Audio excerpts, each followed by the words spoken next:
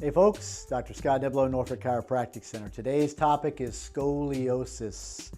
What is scoliosis? Is this something I am born with, that I inherited? That's called congenital. Congenital is a very common form of scoliosis, but not the only kind. You can also have what's called acquired scoliosis.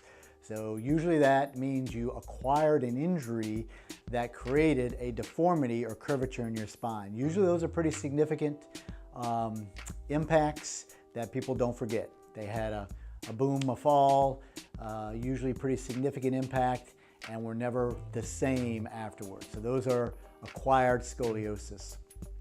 Congenital scoliosis, I think, at least in my office, far more common, and those are usually kids in their teen years that through some screening process, through someone, whether it be a pediatrician, whatever, had been told, hey, you have scoliosis, and rightfully so, the parent gets involved then, and what are some treatment options for this?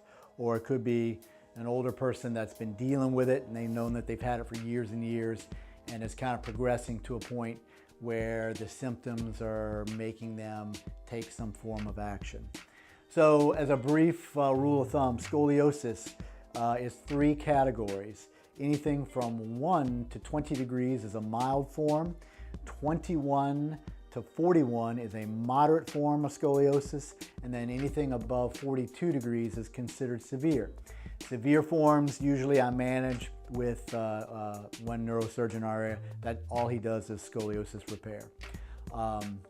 So mild cases, moderate cases, usually conservative care is good options for these people because you are either treating continued progression of the deformity or you're treating symptoms because of, but the curve really isn't changing a whole lot.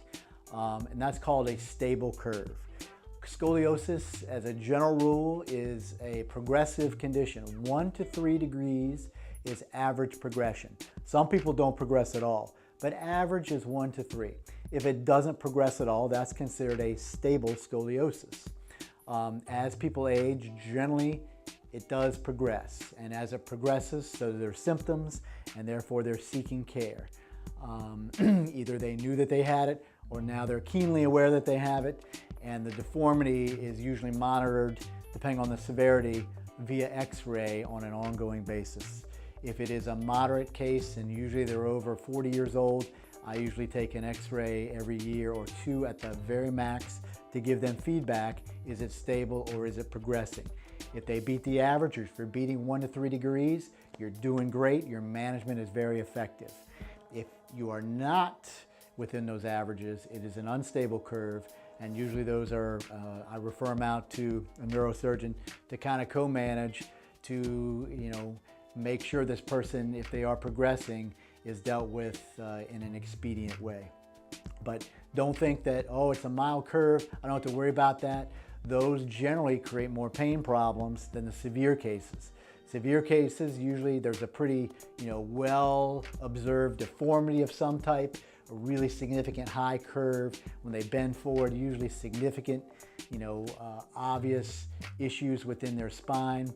And those cases they've been aware of this for quite a period of time.